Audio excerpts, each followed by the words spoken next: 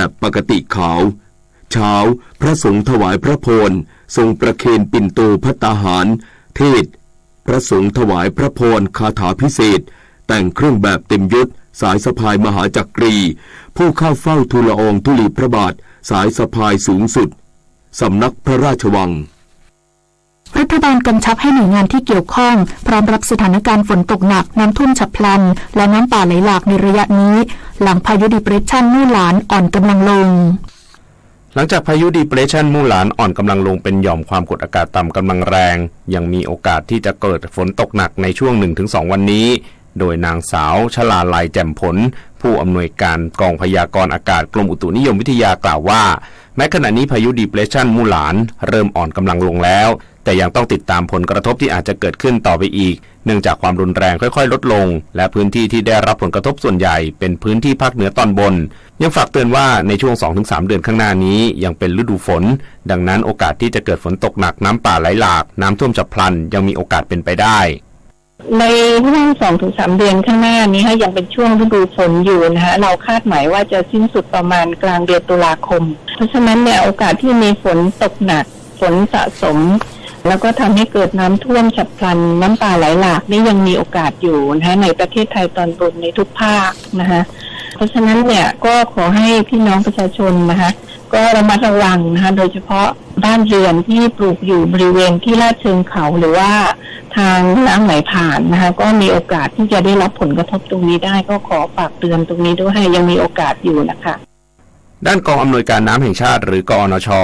ได้ประเมินคาดการณ์แนวโน้มน้ำเต็มความจุเขื่อนเก็บน้ำและเสี่ยงล้นทางระบายน้ำล้นจึงแจ้งให้กรมชลประทานเฝ้าระวังเป็นพิเศษและพิจารณาปรับการระบายน้ำในอัตราที่เหมาะสม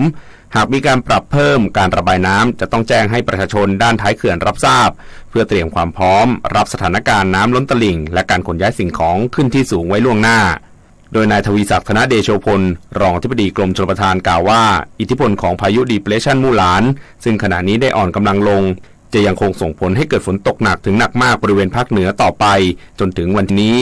โดยกรมชลประทานมีความจำเป็นจะต้องระบายน้ำเพิ่มซึ่งจะส่งผลให้พื้นที่ริมน้ำมีระดับน้ำเพิ่มสูงขึ้นอาจกระทบต่อชุมชนได้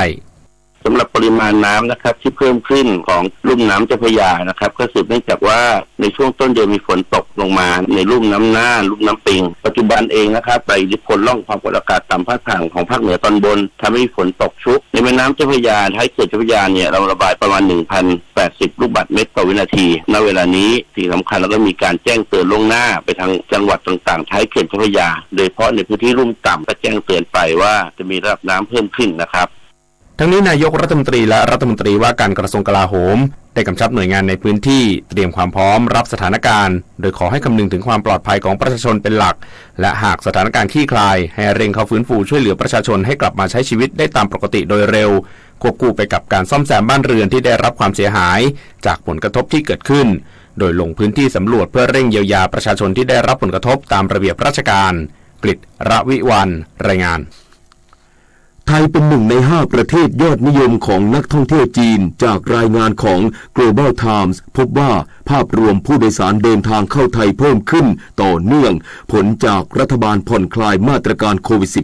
-19 นายธนกรวังบุญคงชนะโฆษกประจำสำนักนายกรัฐมนตรีเปิดเผยว่าพลเอกประยุทธ์จันทร์โอชานายกรัฐมนตรีและรัฐมนตรีว่าการกระทรวงกลาโหมยินดีเป็นอย่างยิ่งที่ประเทศไทยยังคงเป็นจุดหมายปลายทางยอดนิยมสำหรับนักท่องเที่ยวจีนโดยจากรายงานของ Global Times ระบุว่าประเทศไทยเป็น1 ใน 5ประเทศปลายทางที่นักท่องเที่ยวจีนเดินทางมามากที่สุดภายหลังรัฐบาลจีนเริ่มผ่อนคลายให้ประชาชนในประเทศเดินทางออกนอกประเทศได้ถือเป็นโอกาสสำคัญของภาคอุตสาหกรรมการท่องเที่ยวและอุตสาหกรรมต่อเนื่องทั้งนี้นายกรัฐมนตรีชื่นชมหน่วยงานที่เกี่ยวข้องทุกภาคส่วนที่ทำงานร่วมกันอย่างเต็มที่เพื่ออำนวยความสะดวกและผลักดันให้มีการเดินทางเข้าประเทศมากขึ้นตอบรับการผ่อนคลายมาตรการการเดินทางเข้าประเทศของรัฐบาลจนเห็นผลเป็นรูปธรรมพร้อมสั่งการทุกหน่วยงานที่เกี่ยวข้องเตรียมความพร้อมในการดูแลอำนวยความสะดวกแก่นักท่องเที่ยวในช่วงครึ่งปีหลังตลอดจนมาตรการที่สำคัญด้านสาธารณสุข ซึ่งคาดว่าจะมีนักท่องเที่ยวเดินทางมายังประเทศไทยเพิ่มมากขึ้นโดยเฉพาะนักท่องเที่ยวจีนซึ่งถือเป็นโอกาสในการพลิกฟื้นอุตสาหกรรมการท่องเที่ยวให้กลับมาขับเคลื่อนเศรษฐกิจของประเทศได้อีกครั้งกรมควบคุมโรคติดตามสถานการณ์พบผู้ป่วยติดเชื้อไวรัสเลวีในประเทศจีนอย่างใกล้ชิดย้ำอย่าเพิ่งตระหนกยังไม่พบหลักฐานการแพร่ระบาดจากคนสู่คนนายแพทย์โอภาสการกวินพงศ์อธิบดีกรมควบคุมโรคกล่าวว่าประเทศจีนได้เผยแพร่รายงานว่าตรวจพบผู้ติดเชื้อไวรัสเลวีเป็นครั้งแรกซึ่งผู้ติดเชื้อมีประวัติสัมผัสกับสัตว์ในช่วงที่ผ่านมาส่วนใหญ่เป็นเกษตรกรอาศัยอยู่ในพื้นที่หลายจังหวัดของมณฑลซานตงและเหอหนานทางตะวันออกเฉียงเหนือของจีน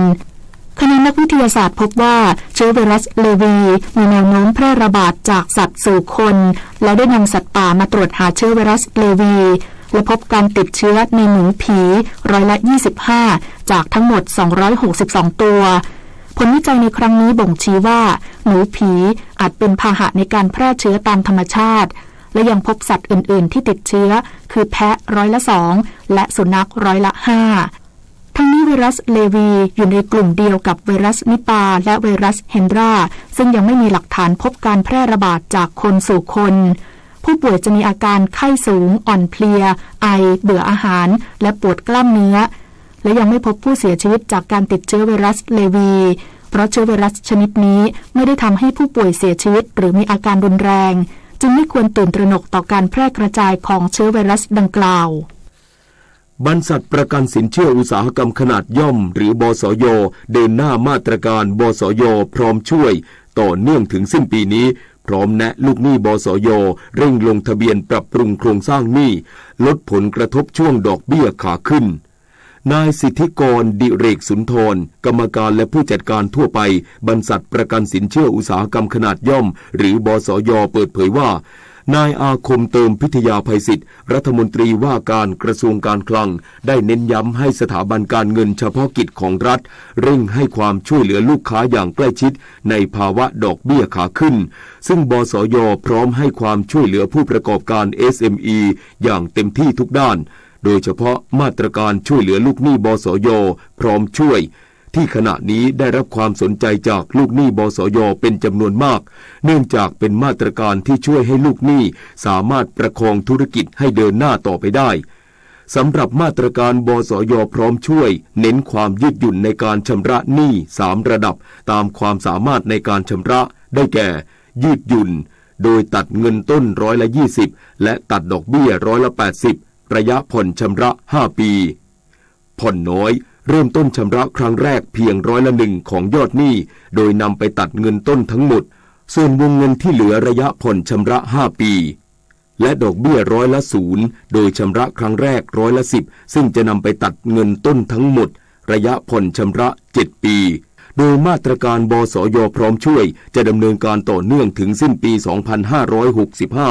สามารถสอบถามการเข้าร่วมโครงการปรับปรุงโครงสร้างหนี้ได้ทางบสย. Call Center หมายเลขโทรศัพท์02-890-9999วันนี้เวลา 8:05 น.ถึง 9:00 น.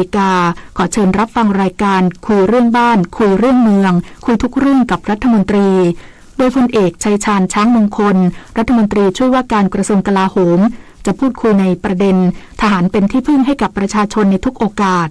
พร้อมตอบข้อสงสัยทางสถานีวิทยุกระจายเสียงแห่งประเทศไทยความถี่ 92.5 เมกะเฮิรตซ์ในระบบ FM และสถานีวิทยุเครือข่ายกรมประชาสัมพันธ์ทั่วประเทศรวมทางรับชมออนไลน์ได้ที่ Facebook Radio Thailand Live ต่อจากนี้ไปขอเชิญรับฟังไทยคู่ฟ้าค่ะรัฐบาลส่งเสริมให้เยาวชนและประชาชนสนใจความรู้ด้านวิทยาศาสตร์โดยจัดงานมหกรรมวิทยาศาสตร์และเทคโนโลยีแห่งชาติประจำปี 2565 ขึ้นภายใต้แนวคิดศิลปะวิทยาศาสตร์และนวัตกรรมเพื่อสังคมที่ยั่งยืนภายในงานมีกิจกรรมและผลิตภัณฑ์ที่น่าสนใจเช่นการผลิตแก้วเป่า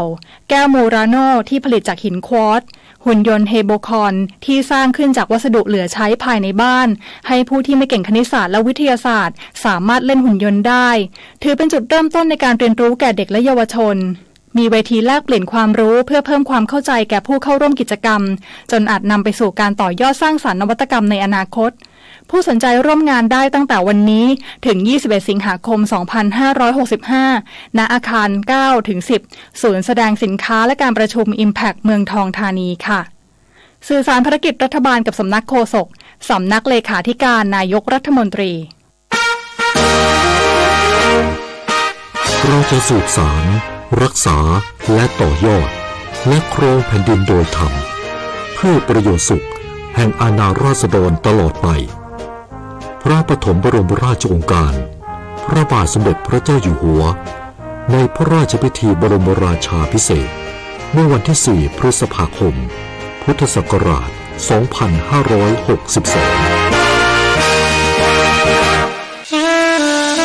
ข้าราชการต้องแยกเรื่องส่วนตัวออกจากตำแหน่งหน้าที่และยึดถือประโยชน์ส่วนรวมของประเทศชาติเหนือกว่าประโยชน์ส่วนตนสารประโยชน์ของชาติและปวงประชาอีกหนึ่งหัวข้อเรื่องจริยธรรมที่ข้าราชการพลเรือนทุกคนพึงควรปฏิบัติทำความดีเพื่อชาติไทย 7:17 นาทีต่อไปรับฟังข่าวต่างประเทศแพทย์หญิงเทเรซาแทมประธานเจ้าหน้าที่แพทย์ของแคนาดาเปิดเผยว่าพบสัญญาณเบื้องต้นที่บ่งชี้ว่าการแพร่ระบาดของโรคฝีดาษวานอนในแคนาดา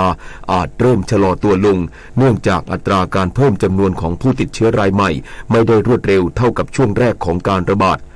อย่างไรก็ตามทางการแคนาดาจะยังคงติดตามแนวโน้มการแพร่ระบาดต่อไปอีกหลายสัปดาห์ทั้งนี้แคนาดาสามารถรับมือการระบาดของโรคฝีดาษวานอนได้เป็นอย่างดีเนื่องจากมีวัคซีนป้องกันไข้ทรพิษซึ่งสามารถใช้ป้องกันโรคฝีดาษลิงจัดเก็บไว้จำนวนมากโดยทางการแคนาดาแจกจ่ายวัคซีนดังกล่าวไปแล้วกว่า 99,000 โดสขณะที่ล่าสุดแคนาดายืนยันพบผู้ติดเชื้อโรคฝีดาษวานอนสะสมทั้งสิ้น 1,059 ราย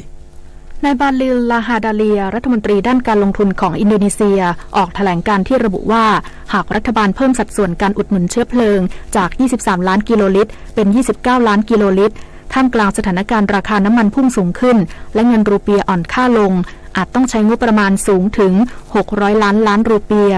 จึงขอให้ประชาชนเตรียมพร้อมหากมีการขึ้นราคาเชื้อเพลิงเพราะคงเป็นเรื่องที่ไม่ฉลาดนักถ้าต้องใช้จ่ายงบประมาณ25%ของรายได้รัฐบาลไปกับการอุดหนุนเชื้อเพลิง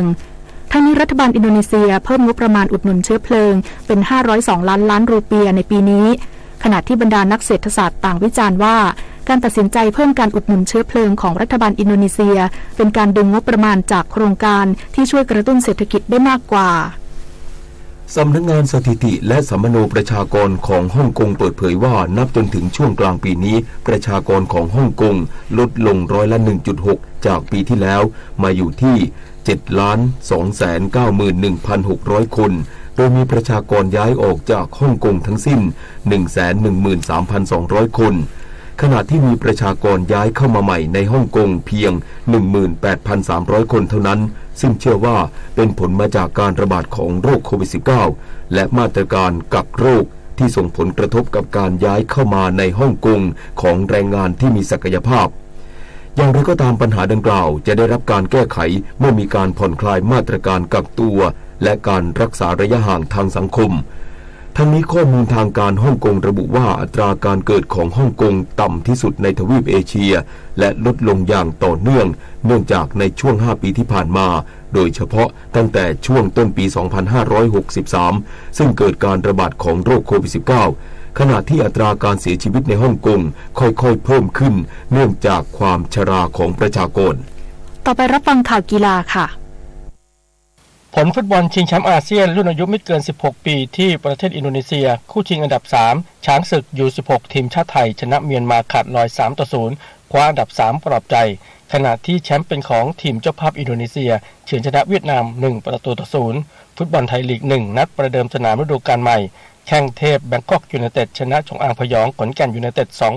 2-0ฟุตบอลลาลิก้าสเปนโอซาซูน่าประเดิมสนามเปิดบ้านชนะทีมแกร่งอย่างเซบีย่าบูดปิด2-1บุนเดสลีกาเยอรมนีโบรุสเซียดอร์ทมุนด์บุกแซงชนะไฟบวก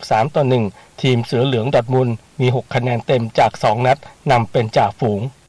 มาต่อกันที่เทนนิสชิงแชมป์โลกทีมหญิงบิลลี่จีนคิงคัพโซนเอเชียโอเชียเนียที่ประเทศมาเลเซียทีมสาวไทยประกอบไปด้วยเดี่ยวมือ2ชมพู่ทิพย์จันดาเขตเดี่ยวมือ1พัชรินชีพชานเดชและประเภทคู่ชมพู่ทิพย์กับลาลานาธาราเลดีที่เก็บชัยชนะมา3นัดลงสนามนัดสุดท้ายของกลุ่ม B พิชิตมันเดฟแบบไม่เสียเกมผ่านเข้ารอบชิงชนะเลิศเป็นอันดับ1ของกลุ่ม B พบทีมฮ่องกงช่วงเช้าวันนี้ขณะที่เทนนิสเยาวชนนานาชาติ ITF World Tennis Tour Junior 2022 เก็บคะแนนสะสมอันดับเยาวชนโลกที่ศูนย์พัฒนากีฬาเทนนิสแห่งชาติเมืองทองธานีประเภทชายเดี่ยวรอบรองชนะเลิศสุภวัฒน์แซ่อุ๋ยขวดชนะฟาร์มดาวหวงอันจากเวียดนาม7-5 และ 6-3 ผ่านเข้าไปลุ้นแชมป์พบกับจางหมินหุยจากจีนจากนั้นสุภวัฒน์จับคู่กับเหวียนควงวินจากเวียดนามชิงชนะเลิศชนะคู่จากฟิลิปปินส์อย่างง่ายดาย 6-0 และ 6-4 ได้แชมป์ไปครองประเภทหญิงคู่กมลวันก้อนศิลาวัย15 ปีกับนาซากาวะอาโอกะจากญี่ปุ่นคว้าแชมป์หลังหัวชนะคู่ญี่ปุ่นกับเวียดนาม 6-1 ทั้ง 2 เซตการแข่งขันจักรยานประเภทลู่ชิงแชมป์ประเทศไทยชิงถ้วยพระราชทานควีนสิริกิติ์สนามที่ 3 ที่สนามวิโรดมหัวหมากนายประดิษฐ์พัทรประสิทธิ์ในฐานะประธานที่ปรึกษาของสมาคมกีฬาจักรยานเป็นประธานในพิธีเปิดพร้อมด้วยพลเอกเดชาเหมกระศรีนายกสมาคมกีฬาจักรยานแห่งประเทศไทยโดยผลการแข่งขันประเภทคีรินรุ่นทั่วไปชายจ่ายอัญชุธาสาวิทลงแข่งในสังกัดทีมเฟรชแมนเฟรนพระราม 3โชว์พลังปั่นสมมูลค่าเหรียญทองเอเชียนเกมคว้าแชมป์ไปครองได้สำเร็จส่วนคีรินรุ่นทั่วไปหญิงแชมป์เป็นของ10 ตรีหญิงชนิกรบัตรดิยะจากสำนักงานปลัดกระทรวงกลาโหมและคีรินเยาวชนหญิงแชมป์เป็นของอภิสราศรีมงคลจากโรงเรียนกีฬากรุงเทพมหานครสำหรับในวันนี้มีชิง22 เหรียญทองปิดท้ายกันที่วอลเลย์บอลทีมชายชิงแชมป์เอเชีย ABC ครับที่ศูนย์กีฬาเทศบาลนครปฐมรอบ2กลุ่ม E ทีมหนุ่มไทยพ่ายทีมญี่ปุ่น 0-3 เซตขณะที่กลุ่ม F จีนชนะอิหร่าน 3-1 เซตและบาห์เรนชนะปากีสถาน 3-0 เซตทำให้ญี่ปุ่นจีนและบาห์เรนผ่านเข้ารอบรองชนะเลิศส่วนไทยอิหร่านและปากีสถานได้เข้าไปเล่นในรอบจัดอันดับ 5-8 ต่อไปพงษ์เกษมสมศุกร์รายงานต่อไปเป็นพยากรณ์อากาศกรมอุตุนิยมวิทยาพยากรณ์อากาศ24 ชั่วโมงข้างหน้า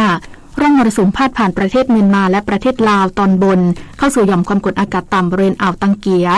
ประกอบกับมรสุมตะวันตกเฉียงใต้ที่พัดปกคลุมทะเลอันดามันภาคใต้และอ่าวไทยมีกำลังอ่อนลงทำให้ประเทศไทยมีฝนลดลงแต่ยังคงทำให้ประเทศไทยมีฝนฟ้าคะนองเกิดขึ้นได้ขอให้ประชาชนบริเวณดังกล่าวระวังอันตรายจากฝนที่ตกสะสมซึ่งอาจทำให้เกิดน้ำท่วมฉับพลันและน้ำป่าไหลหลากโดยเฉพาะพื้นที่ลาดเชิงเขาใกล้ทางน้ำไหลผ่านและพื้นที่ลุ่มส่วนคลื่นลมบริเวณทะเลอันดามันตอนบนคลื่นสูง 1-2 เมตรบริเวณที่มีฝนฟ้าคะนองคลื่นสูงมากกว่า2 เมตรชาวเรือควรเดินเรือด้วยความระมัดระวังและหลีกเลี่ยงการเดินเรือบริเวณที่มีฝนฟ้าคะนองพยากรณ์อากาศตั้งแต่เช้าวันนี้จนถึงเช้าวันพรุ่งนี้ภาคเหนือมีฝนฟ้าคะนอง60%ของพื้นที่บริเวณจังหวัดแม่ฮ่องสอนเชียงใหม่เชียงรายตากพิษณุโลกและเพชรบูรณ์ภาคตะวันออกเฉียงเหนือมีฝนฟ้าคะนอง60%ของพื้นที่บริเวณจังหวัดหนองคายอุดรธานีขอนแก่นสกลนครนครพนมมุกดาหารนครราชสีมาบุรีรัมย์สุรินทร์ศรีสะเกษและอุบลราชธานีภาคกลางมีฝนฟ้าคะนอง60%ของพื้นที่ส่วนมากบริเวณจังหวัดนครสวรรค์อุทัยธานีชัยนาทลพบุรีสระบุรีสุพรรณบุรีกาญจนบุรีและราชบุรีภาคตะวันออกมีฝนฟ้าคะนอง60%ของพื้นที่กับมีฝนตกหนักบางแห่งบริเวณจังหวัดนครนายกปราจีนบุรีสระแก้วจันทบุรีและตราดลมตะวันตกเฉียงใต้ความเร็ว 15-35 กิโลเมตรต่อชั่วโมงทะเลมีคลื่นสูง 1-2 เมตรบริเวณที่มีฝนฟ้าคะนองคลื่นสูงประมาณ2 เมตรภาคใต้ฝั่งตะวันออกมีฝนฟ้าคะนอง30%ของพื้นที่ลมตะวันตกเฉียงใต้ความเร็ว 15-30 กิโลเมตรต่อชั่วโมงทะเลมีคลื่นสูงประมาณ1 เมตรบริเวณที่มีฝนฟ้าคะนองคลื่นสูง 1-2 เมตรภาคใต้ฝั่งตะวันตกมีฝนฟ้าคะนอง30%ของพื้นที่ตั้งแต่จังหวัดระนองขึ้นมาลมตะวันตกเฉียงใต้ความเร็ว 15-35 กิโลเมตรต่อชั่วโมงทะเลมีคลื่นสูง 1-2 เมตรบริเวณที่มีฝนฟ้าคะนองคลื่นสูงมากกว่า2 เมตรตั้งแต่จังหวัดพังงาลงไปลมตะวันตกเฉียงใต้ความเร็ว 15-30 กิโลเมตรต่อชั่วโมงทะเลมีคลื่นสูงประมาณ1 เมตรบริเวณที่มีฝนฟ้าคะนองคลื่นสูง 1-2 เมตรกรุงเทพมหานครและปริมณฑลมีฝนฟ้าคะนอง60%ของพื้นที่ สภาวะระดับน้ำในแม่น้ำเจ้าพระยาที่หน้ากองบัญชาการกองทัพเรือคำนวณโดยกรมอุทกศาสตร์กองทัพเรือวันนี้น้ำขึ้นเต็มที่เวลา 5:50 นาทีสูงกว่าระดับทะเลปานกลาง1 เมตร 8 เซนติเมตรและเวลา 21:55 นาทีสูงกว่าระดับทะเลปานกลาง1 เมตร 65 เซนติเมตรน้ำลงเต็มที่เวลา 3:13 นาทีต่ำกว่าระดับทะเลปานกลาง70 เซนติเมตรและเวลา 15:02 นาทีต่ำกว่าระดับทะเลปานกลาง78 เซนติเมตรวันนี้ที่ประภาคารกาญจนาภิเษกแหลมพรหมเทพจังหวัดภูเก็ตดวงอาทิตย์ตกเวลา 18:43 นาทีกรุงเทพมหานครดวงอาทิตย์ตกเวลา 18:41 นาทีถึงแม้ว่าในหลายพื้นที่ของประเทศจะมีฝนตกขณะเดียวกันยังคงมีพื้นที่การเกษตรบางส่วนที่ยังคงต้องการน้ำโดยกรมฝนหลวงและการบินเกษตรได้ขึ้นบินปฏิบัติการ2 หน่วยสามารถเพิ่มปริมาณน้ำเก็บกักในพื้นที่ลุ่มรับน้ำอ่างเก็บน้ำโสกรังจังหวัดอุดรธานีและอ่างเก็บน้ำคลองสียัดจังหวัดฉะเชิงเทรา1 นาทีกับกปท.ช่วงวันหยุดเสาร์อาทิตย์ที่อาจจะมีการขับรถท่องเที่ยวในสถานที่ต่างๆถ้าหากผู้ขับขี่ต้องการจอดรถซื้อของริมทางควรจะให้สัญญาณไฟล่วงหน้าเพื่อจะให้ผู้ขับขี่ที่ตามหลังมาเปลี่ยนช่องทางการเดินรถได้ทันหากรถจอดเสียหรือเกิดอุบัติเหตุควรจอดรถให้ชิดไหลทางให้มากที่สุดหรือเปิดสัญญาณไฟฉุกเฉินและนำป้ายเตือนมาวางไว้ห่างจากรถที่จอดไม่ต่ำกว่า50 เมตรทางนี้เพื่อให้ผู้ขับขี่รถคันอื่นมองเห็นได้ชัดเจนจะได้เพิ่มความระมัดระวังป้องกันการเกิดอุบัติเหตุซ้ำซ้อนส่วนกรณีผู้ขับขี่ง่วงนอนให้นำรถจอดพักหลับบริเวณที่ปลอดภัยเช่นปั๊มน้ำมันหรือจุดพักรถแต่ไม่ควรจอดพักหลับริมทางเด็ดขาดเพราะเสี่ยงต่อการเกิดอุบัติเหตุรวมทั้งควรหลีกเลี่ยงการจอดรถถ่ายภาพหรือชมทิวทัศน์ข้างทางตามแหล่งท่องเที่ยวโดยเฉพาะเส้นทางขึ้นลงเขาเพราะมีความเสี่ยงต่อการเกิดอุบัติเหตุสูงหากต้องการถ่ายภาพหรือชมวิวควรจอดบริเวณจุดจอดที่กำหนดไว้เท่านั้นนะครับด้วยความปรารถนาดีจากกรมประชาสัมพันธ์และกองทุนเพื่อความปลอดภัยในการใช้รถใช้ถนนกรมการขนส่งทางบกกระทรวงคมนาคมรู้รักภาษาไทยโดยความร่วมมือของสำนักงานราชบัณฑิตยสภาและกรมประชาสัมพันธ์วันนี้เสนอคำว่าพลับพลึงพลับพลึงเขียนพอพานลอลิงไม่หันอากาศบอใบไม้พอพานลอลิงสระอึงองูพลับพลึงเป็นชื่อไม้ล้มลุกมีหัวอยู่ใต้ดินส่วนที่อยู่เหนือดินขึ้นเป็นกอเป็นกาบสีขาวหุ้มซ้อนกันเป็นชั้นๆเหมือนกาบกล้วยแต่กาบของพลับพลึงมีลักษณะเป็นแผ่นบางคล้ายผ้าสีขาวจึงมักลอกมาใช้ทำเป็นโบตกแต่งดอกไม้ที่ทำพวงหรีดพลับพลึงมีใบยาวประมาณ1 เมตรกว้าง10-15 เซนติเมตรใบเรียวปลายใบแหลมเนื้อใบหนาอวบน้ำใบพลับพลึงใช้ห่ออิฐที่เผาไฟรักษาความร้อนเพื่อใช้ในการนวดหรือประคบใบมีสรรพคุณใช้รักษาอาการบวมฟกช้ำ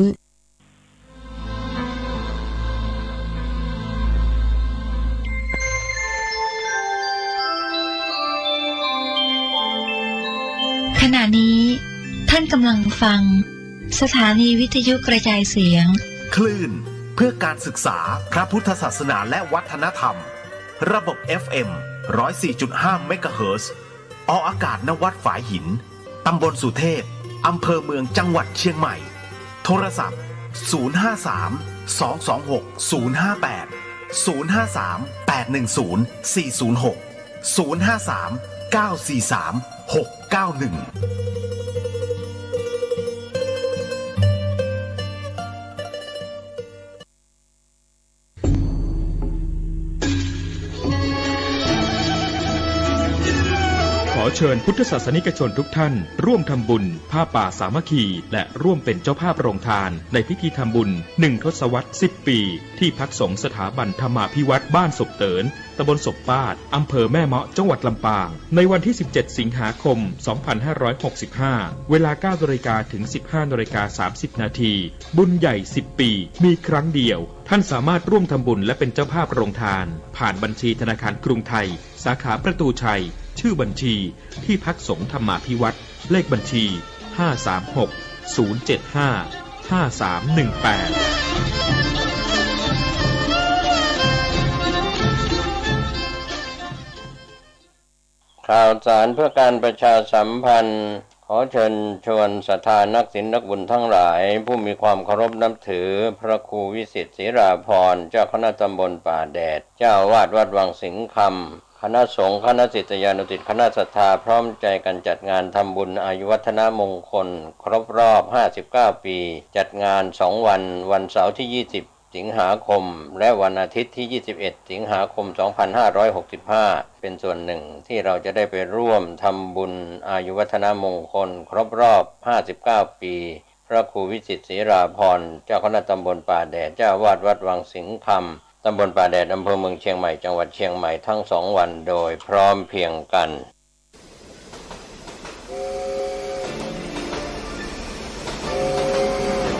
ข่าวสารเพื่อการประชาสัมพันธ์กำหนดการฟังเทศรายการรถด่วนขบวนพิเศษฤดูกาลเข้าพรรษาปี 2565 จัดโดยคณะสงฆ์จังหวัดเชียงใหม่องค์กรเครือข่ายชาวพุทธจังหวัดเชียงใหม่ดำเนินงานโดยกลุ่มหนุ่มสาวจังหวัดเชียงใหม่12ขบวนที่4 12สิงหาคม2565ขึ้น15ค่ำเดือน11เหนือกลับมายังพุทธสถานตำบลช้างคานอำเภอเมืองเชียงใหม่จัดกิจกรรมวันแม่กลุ่มหนุ่มสาวจังหวัดเชียงใหม่เป็นเจ้าภาพ 20 นาฬิกาขบวนที่5เสาร์ที่20สิงหาคม2565แรม8ค่ำเดือน11เหนือเดินทางไปยังขวงพญามังรายตำบลศรีภูมิอำเภอเมืองเชียงใหม่จังหวัดเชียงใหม่ฟังพระธรรมเทศนา1กันจัดงานโดยวัดพระธาตุดอยสุเทพเป็นเจ้าภาพขบวนที่6 26สิงหาคม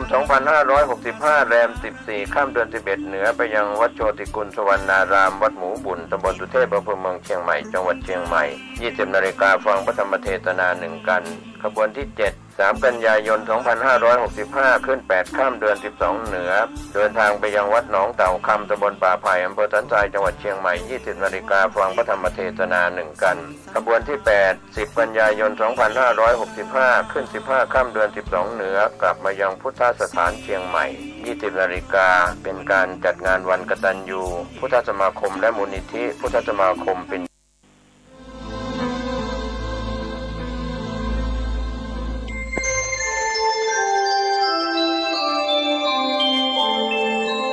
ขณะนี้ท่านกำลังฟังสถานีวิทยุกระจายเสียงพระพุทธศาสนา FM 104.5 เมกะเฮิรตซ์มาติกาจารย์จากวัดดับภัยเชียงใหม่สืบสานเวลาผ่าน131 ปีนานไกลวัดพระบาทอุดมรุ่งเรืองงามตาเจ้านายบุญธรรมแต่ข้าหลวงพวงเชียงใหม่ปกครองหัวเมืองฟ้าทุ่มเทแรงกายแรงใจทุกชาติพันธุ์รวมใจรักษา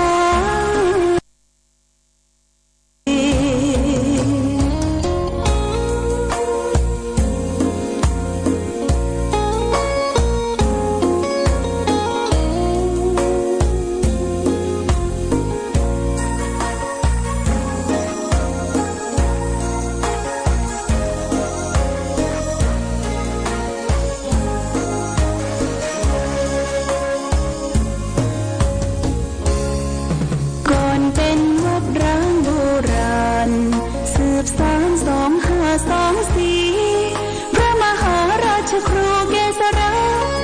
ปัญญาปรมาติกาจารย์จากวัดดับภัยเชียงใหม่สืบสานเวลาผ่าน131 ปีนานไกล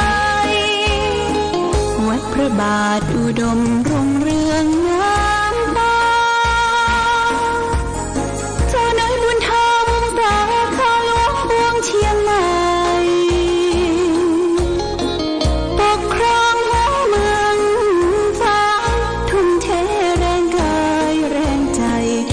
ชาติพันธุ์รวมใจรักษานาที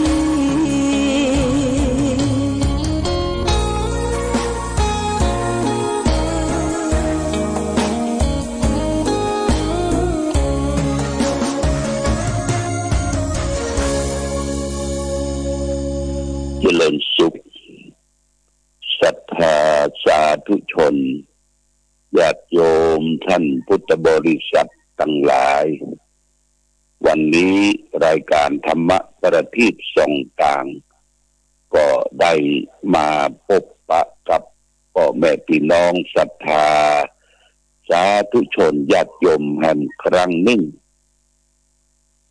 วันนี้เป็นวันเสาร์ที่13เดือนสิงหาคมพุทธศักราช2565ซึ่งตรงกับเดือน9ใต้เดือน11เหนือแรม1ค่ำญาติโยมวันนี้เป็นวันแรม1ค่ำเดือน11เหนือก่อนอื่นต้องขอแสดงความในการที่ญาติโยมได้รับผลกระทบจากน้ำหลากนะญาติโยมนะขอแสดงความเสียใจที่เสียเข้าเสียของน้ำท่วมน้ำหลากน้ำทุถังเข้าบ้านเข้าจองในช่วงที่ฝนได้ตกลงมาอย่างต่อเนื่องตัวนี้ก็วันค่ำญาติโยมฝนตกอย่างต่อเนื่องน้ำป่าน้ำเขาน้ำดอยน้ำห้วยน้ำห้องเจนน้องกันไปทั่วหมดนะพี่น้องศรัทธาได้รับผลกระทบจากอุทกภัยน้ำท่วมน้ำหลากน้ำทุน้ำพังเข้าสู่บ้านสู่จองบางคนก็เก็บเข้าเก็บของบัดเต้าบัดตันมันมาเมื่อคืนอย่างใดก็ต้องร่วมโดยช่วยกันพี่น้องศรัทธาญาติโยมท่านสาธุชนทั้งหลายวันนี้คงจะแดดเนาะจะแดดจะกล้าจะแดดออกก็คงน้ำจะเหี่ยวจะแห้งไปที่ได้รับความเสียหายก็ไปร่วมด้วยช่วยกันเด้อหมู่อสมหมู่อาสาสมัครสาธารณสุขก็ตามหมู่ที่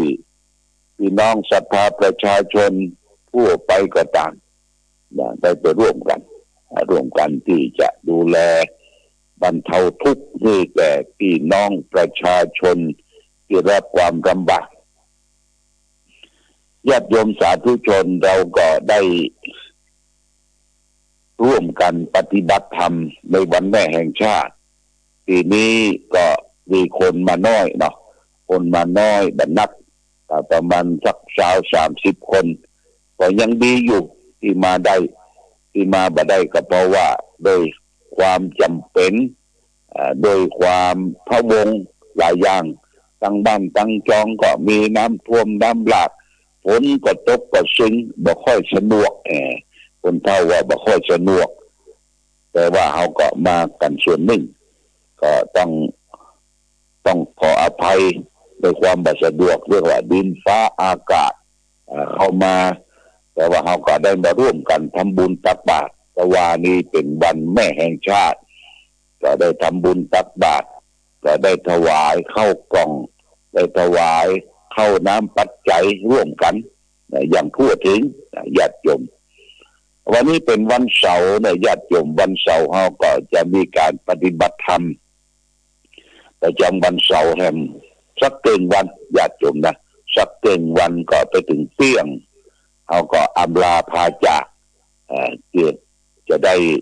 กลับไปบ้านไปจองไปดูบ้านดูจองน้ำท่วมน้ำหลากทั้งหลายก็วันนี้ก็มาร่วมกัน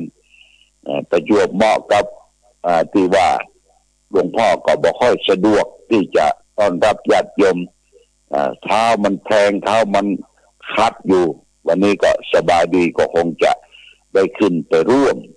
ในการไหว้พระสวดมนต์พร้อมเพรียงกันอันนี้ก็แจ้งประชาสัมพันธ์ญาติโยมท่านสาธุชนทั้งหลายได้รับทราบเกี่ยวกับการดำเนินชีวิตเกี่ยวกับธรรมชาติเกี่ยวกับความเป็นอยู่ของเฮาอยู่ในโลกใบนี้ญาติโยมมันก็ย่อมมีได้มีเสียเป็นธรรมดาไม่ใช่ว่าเฮาจะเอาอย่างใดอย่างหมดนี่ไม่ใช่ญาติโยมนะทุกสิ่งทุกอย่างมันมีได้มีเสีย มีแห้งดีเปี้ยมันเป็นเรื่องของธรรมดาของธรรมชาติที่มนุษย์เกิดมาจะต้องประสบพบปะบางโอกาสเวลาก็ได้บางโอกาสเวลาต้องเสียบางโอกาสเวลาก็ดีอกดีใจบางโอกาสและเวลาก็เศร้าโศกเสียใจอะไรอาวรณ์หลายอย่างเพราะฉะนั้นทุกสิ่งทุกอย่างเนี่ย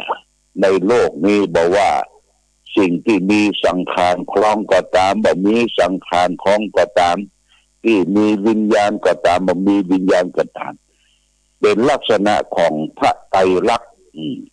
ไตรลักษณ์นี่ก็คือลักษณะ3ประการที่เราจะต้องประสบพบปะที่เกิดขึ้นในเบื้องต้น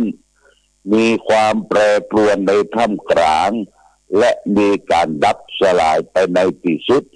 เป็นอนิจจังทุกขังอนัตตานี่ญาติโยมนะอนิจจังทุกขังอนัตตาแต่ว่าบ้านเฮานี่ก็พอดีที่ว่าพอดีนั่นก็หมายความว่าบ้านเฮานี่เป็นบ้านพุทธเมืองพุทธนะบ้านพุทธเมืองพุทธมีหยังนิดๆหน่อยๆอุทกภัยน้ำท่วมน้ำหลาก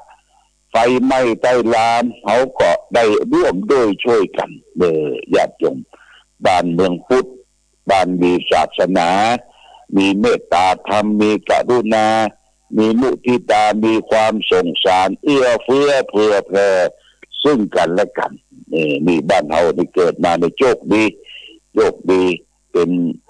ประเทศที่สมบูรณ์ในน้ำมีปลาในนามีข้าวในจิตในใจเขาก็มีศาสนามีวัดวาอารามที่ไหว้ที่ศาที่สักการะบูชาบ้านเฮาจะได้เปรียบตอนนี้แต่ว่านี้ก็เป็นวันเฉลิมพระชนมพรรษาของสมเด็จพระนางเจ้าพระบรมราชินีนาถพระนางเจ้าสิริกิติ์พระแม่เจ้าพระพันปีหลวงพระราชชนีพันปีหลวงเป็นก็ได้จัดงานแสดงสักการะบูชามีความกตัญญูกตเวทิตาต่อพระองค์ท่านทั่วประเทศนะญาติโยมนะทั่วประเทศมีการทำบุญตักบาตรเข้าวัดเข้าวาจำศีลภาวนาตอนค่ำก็มีการจุดเทียนชัยถวายพระพรแด่พระองค์ท่านพระนางเจ้าพระบรมราชินีนาถพระแม่เจ้าของชาวไทยเราท่านเป็นพระ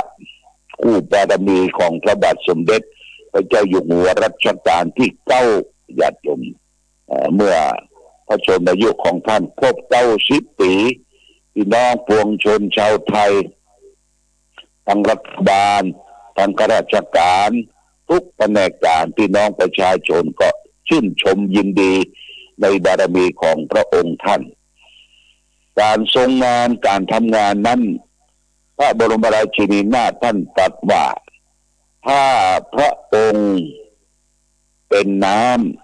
ำข้าพระพุทธเจ้าพระบรมราชินีนาถจะเป็นป่าจะเป็นป่านี่คำปณิธานของพระองค์ที่ว่าจะเป็นป่านะคืออนุรักษ์ป่ารักษาป่ารักษาน้ำรักษาป่านี่ผู้บารมียกตัวอย่างเช่นว่าบ้านเล็กในป่าใหญ่ญาติโยมที่ดอยผ้าห่มปกอำเภอแม่อายจังหวัดเชียงใหม่นี้สมเด็จพระนางเจ้าพระบรมราชินีนาถพระราชชนีพันปีหลวงพระองค์ได้เสด็จมาเปิดป่าอนุรักษ์ป่าที่นี่เป็นป่าต้นน้ำลำพานกำเนิดน้ำแม่กลืมหลวงเป็นป่านาป่าเล็กบ้านเล็กในป่าใหญ่ทำให้ผู้คนชุมชนที่อยู่บนป่ารักป่าพื้นป่าแล้วก็อนุรักษ์ป่าที่ล้มป่าปลูกข้าวปลูกถั่วปลูกนาก็หันมาทำการเกษตรเอากาแฟเอาพืชผักผลไม้เมืองหนาวมาปลูกมาฝังแล้วก็ยึดเดี่ยวพื้นป่าไว้เมื่อป่ามีต้นไม้ก็จะมีน้ำซับน้ำซึมเก็บรักษาน้ำใบน้ ต้นน้ำลำธารก็จะต้องอาศัยป่าเพราะฉะนั้นบ้านเล็กในป่าใหญ่บนดอยผ้าห่มปกเชียงใหม่นี่เป็นที่ไปแหล่งท่องเที่ยวแก่พี่น้องประชาชนทางภาคกลางภาคใต้เพิ่นมาก็เอาเต็นท์มาเอาเต็นท์มาเป็นแคมป์เป็นไปพักผ่อนหย่อนใจไปชมบ้านเล็กในป่าใหญ่คือเป็นสิ่งที่พระบาทสมเด็จพระเจ้าอยู่หัวกับพระบรมราชินีนาถสร้างได้ตั้งปณิธานว่าสร้างสมสิ่งที่เป็นประโยชน์ให้แก่ลูกหลานอนุชนรุ่นหลังของเราได้รักษาพื้นป่ารักษาพื้นน้ำนี่เป็นคำปณิธานของพระองค์ท่านและท่านสมเด็จพระนางเจ้าพระบรมราชินีนาถนั้นท่านก็ยังได้ทำประโยชน์อย่างหนึ่งนั้นก็คือทำศิลปาชีพก็คืออาชีพที่จะคือความสุขแก่พี่น้องประชาชนอาชีพจักสานอาชีพทำผ้าอาชีพรักษาวัฒนธรรมประเพณีท้องถิ่นอันนี้เป็นเรื่องที่พระบาทสมเด็จพระเจ้าอยู่หัวก็ส่งเสริมพระบรมราชินีนาถก็ได้ทำส่วนนี้เป็นการสืบต่อสืบยอดมาจนถึงรัชกาลที่10ท่านก็ได้ทำการที่จะรักษาสืบสานวัฒนธรรมประเพณีอันดีงามเพราะฉะนั้นญาติโยมในวาระโอกาสวัน12สิงหาคมนี้หมู่เฮาเจ้าข้าศรัทธาทั้งหลายก็ได้ร่วมกันประกอบพิธีอันสำคัญก็คือจัดงานวันแม่แห่งชาติเป็นการสืบสานวัฒนธรรมอันดีงามที่เฮาจะได้รักษาขนบธรรมเนียมนี้ไว้พอความสุขความเจริญนะญาติโยมนะที่ให้ได้ร่วมด้วยช่วยกันจนเป็นสิ่งที่น่าอนุโมทนาเป็นอย่างยิ่งด้วยการพัฒนาประเทศชาติบ้านเมือง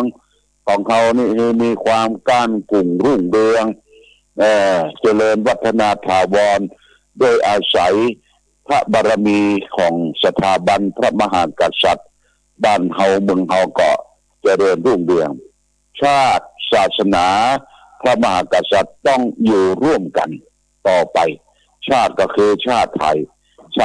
เป็นชาติที่มีเอกราชมาตั้งแต่นมนานกาลเขาเป็นปึ๊กเป็นแผ่นบ่ได้เป็นข้าทาสบริวารแก่ชาติอื่นเมืองอื่นเนี่ยชาติไทยเข้มแข็งศาสนาเราก็มีพุทธศาสนาเป็นศาสนาประจำชาติพุทธศาสตร์ร่ำเริศประเสริฐยิ่งเป็นสัตว์จริงแน่แท้อย่านิ่งเฉยเมื่อพบแล้วรัตนะอย่าละเลยอย่าเฉยเมยหมดโอกาสพลาดของดีสถาบันมหากษัตริย์ก็สำคัญบ้านเฮาเมืองเฮาบ่เคยขาดพระมหากษัตริย์ที่ปกครองบ้านปกครองเมืองเป็นศูนย์รวมใจของพี่น้องประชาชนทุกชนทุกหมู่เหล่าอันนี้เป็นสิ่งที่น่าอนุโมทนากับทุกท่านที่ได้ร่วมด้วยช่วยกันมาณโอกาสนี้แต่ว่านี้ก็มีญาติโยมมาร่วมทำบุญก็โดยมีท่านพระธีรศักดิ์สะอาดรัตน์พระธีรศักดิ์สะอาดรัตน์เนี่ยก็คือท่านได้ไปเสียชีวิตที่ประเทศอินเดียเป็นลูกศิษย์หลวงพ่อเนี่ยได้ไปสร้างวัดสร้างวาท่านอยู่ที่บ้านปงคือในโดยการนำของท่านอาจารย์พระชวลิตท่านก็ได้นำปัจจัยญาติโยมได้ร่วมกันนำปัจจัยเป็นกองทุนอาผ้าโศกมาถวายที่วัดพระบาทเนี่ยพระธีรศักดิ์สะอาดรัตน์จำนวนเงิน40,000 บาทนะ 40,000 บาทพร้อมกันนั้นพี่น้องศรัทธาญาติโยมบ้านปงทึมปงคือในดอยเวียงดง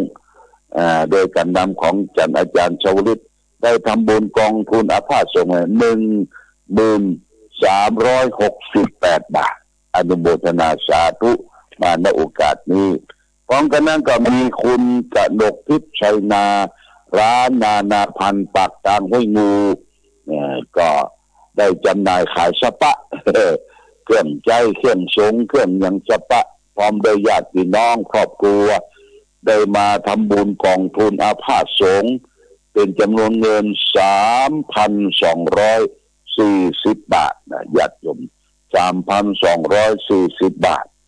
แล้วก็พร้อมด้วยทำบุญวันแม่ส่งเสริมวันแม่ก็จำนวนเงินแห่ง 1,000 บาทคุณกนกพิชัยนารานาพันธ์พ่อปันแม่พาทิพย์ปัญญาร่วมทำบุญแห่ง100 บาทบ้านห้วยงูในและก็พร้อมด้วยคุณโคบาชายิคุณโคบาชาจิคุณจันทิพย์อินตะปัญญาบ้านห้วยงูในแห่ง200 บาทบุทนาสาธุกับท่านญาติโยมสาธุชนที่ร่วมทำบุญทำกุศลร่วมกันพร้อมกันนั้นมีแม่อุ้ยปินปานางสาวสศิพัฒน์กองบุญบ้านแม่ใจบ่อหินร่วมทำบุญเป็นกองทุนอาพาธสงฆ์500 บาทแล้วก็ค่าน้ำค่าไฟฟ้าสถานี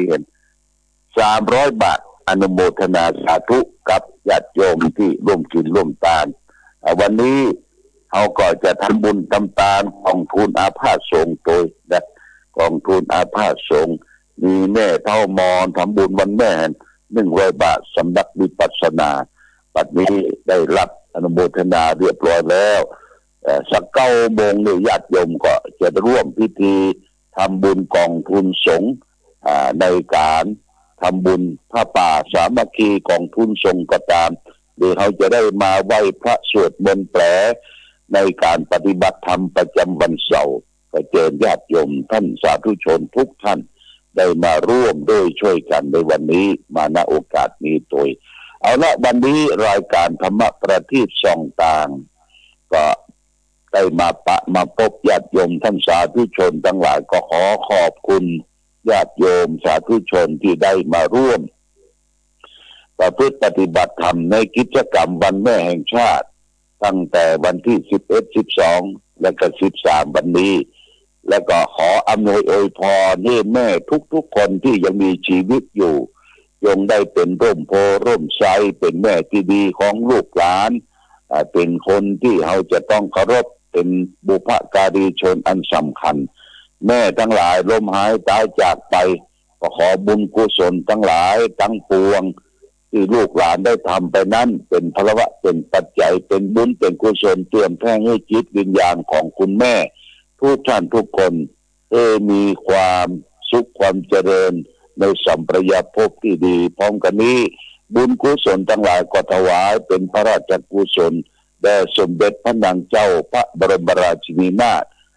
พระแม่เจ้าของชาวไทยเราสมเด็จพระบรมราชินีพันปีหลวงได้เป็นร่มโพร่มไทร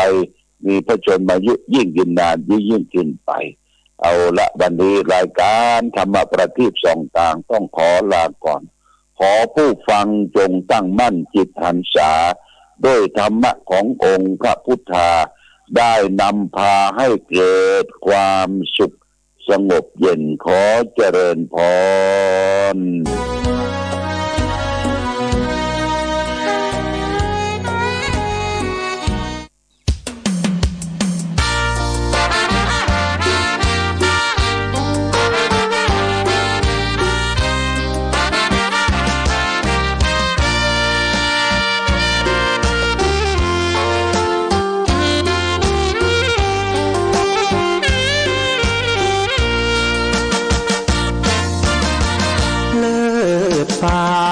พาลัยก้องไปทั่วเขตสยามน้ำสามผิวงดงามยามได้มาโยนดินมเหสีแห่งเมืองฝางน้ำผิวสวยทั่วถิ่นร่ำลือทั่วท้องธานีโสภินยิ่งกว่านางใดสามกาลเวลาสีผิวนางเปลี่ยนแปลไปในทุกช่วงยามเลิศล้ำอำไพเปรนพิษไทยไหลงดงามหนึ่งในสยามพระนางสามผิว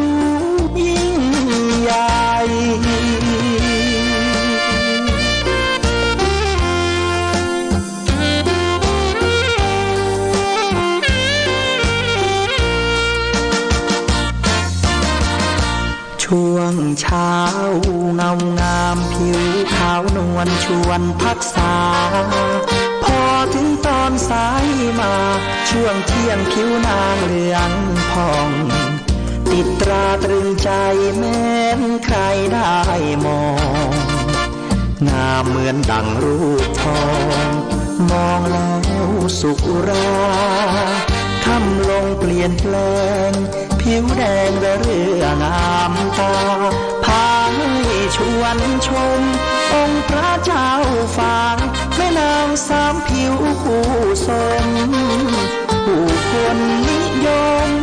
สมบารมีสีล้านนา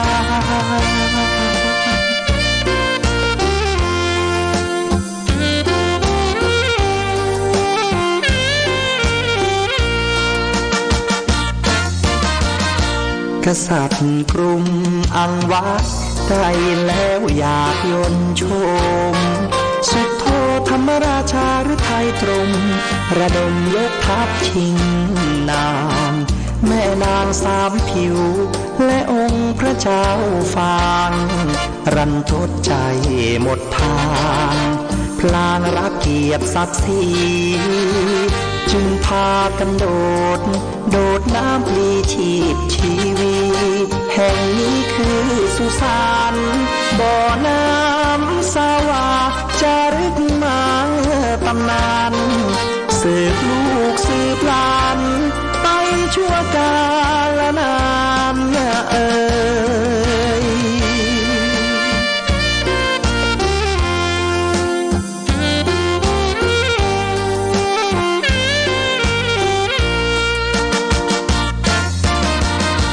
กษัตริย์กรุง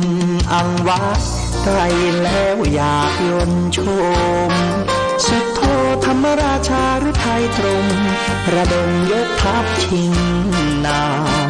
แม่นางสามผิวและองค์พระเจ้าฟางรันทดใจหมดทางพลางรักเกียรติศักดิ์ศรีจึงพากันโดดน้ำพลีชีพชีวีแห่งนี้คือสุสานบ่อน้ำสาวาจารึกมาตำนานสืบ